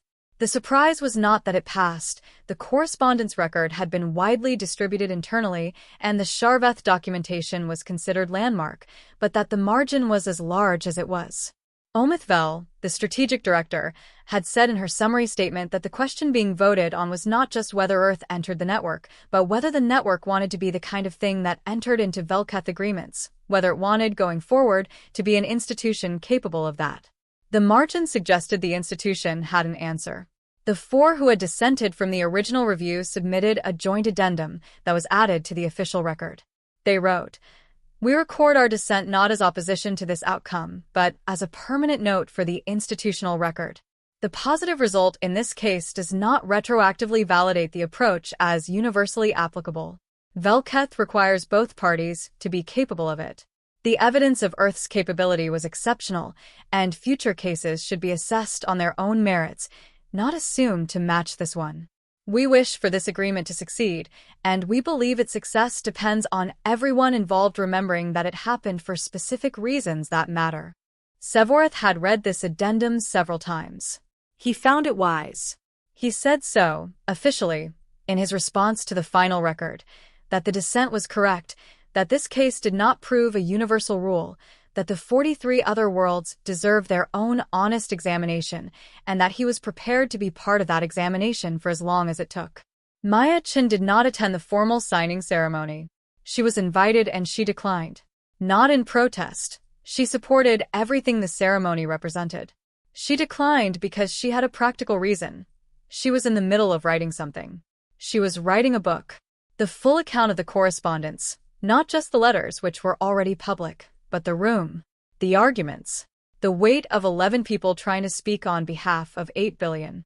The coffee. The 3 days of decision-making before they responded to the first Vorrkai letter.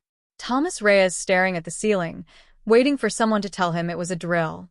She wrote it because Frank Summers had asked her to, and she had initially declined, and then she had sat with the declining for a month and realized she was declining because it was enormous, and the right response to something enormous was not to leave it unwritten. She called it speaking first.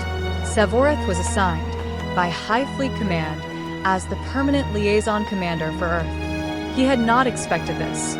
He had expected to hand the Earth situation to a diplomatic corps team and return to the work of cartographic operations, perhaps with a new operational framework and perhaps with a different relationship to that work than he'd had before. Instead, the assignment was specific: remain engaged, build. He accepted it.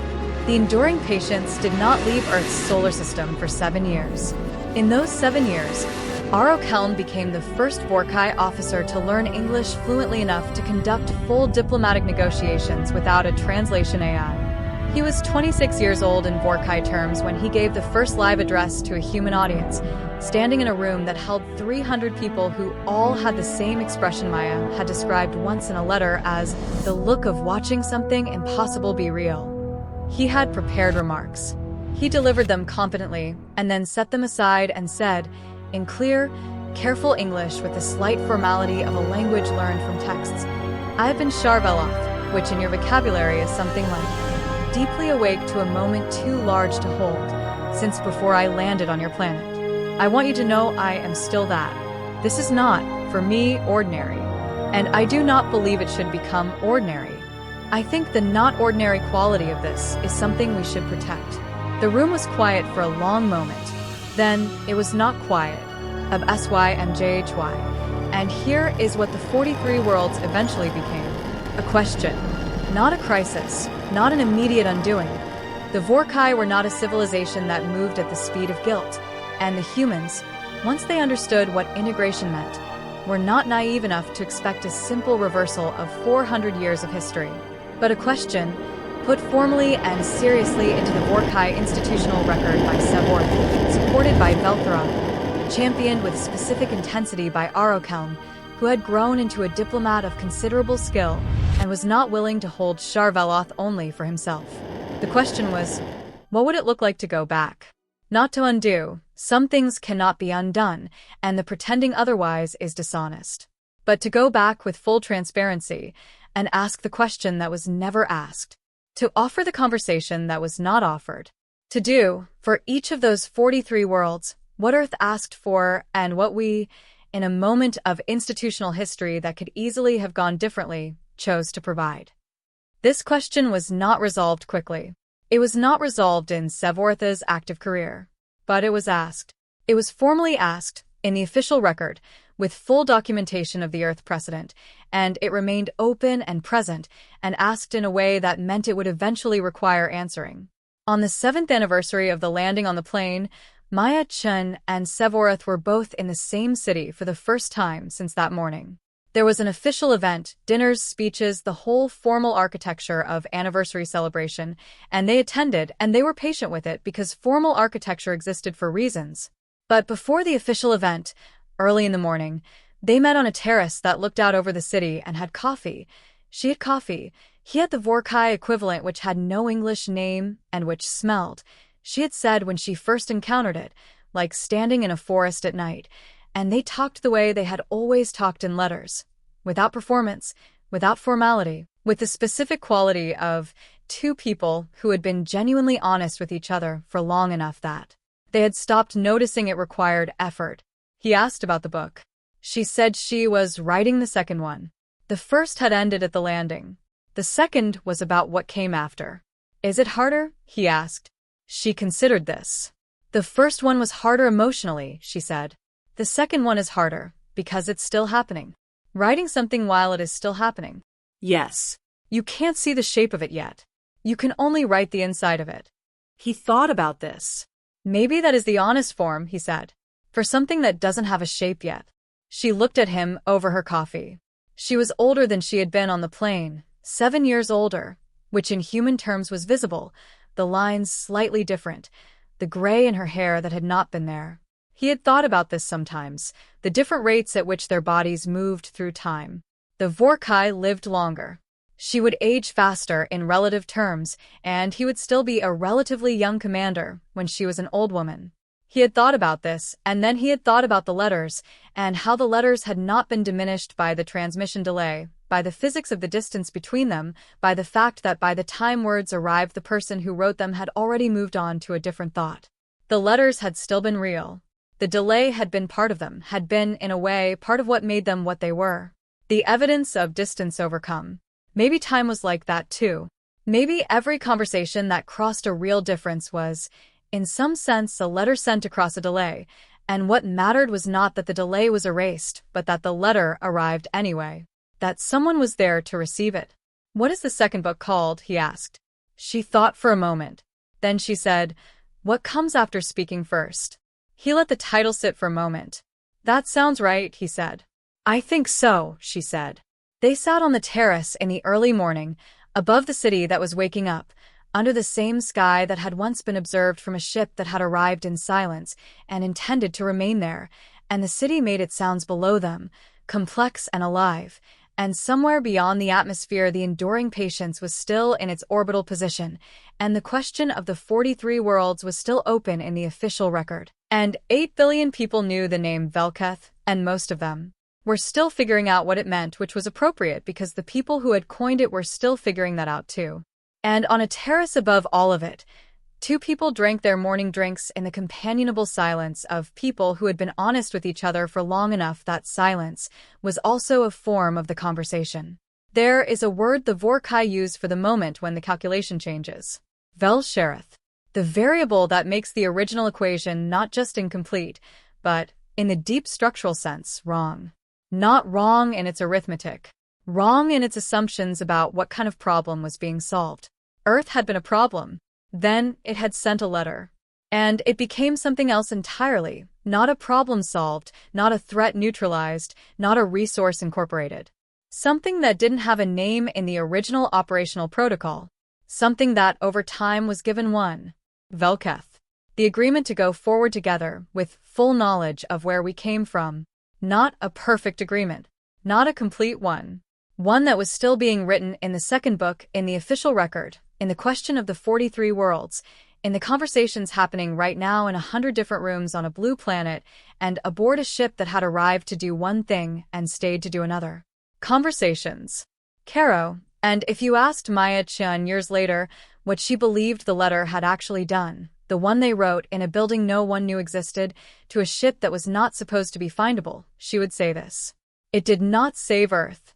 It was not a rescue or a victory or a triumph of human ingenuity over alien power.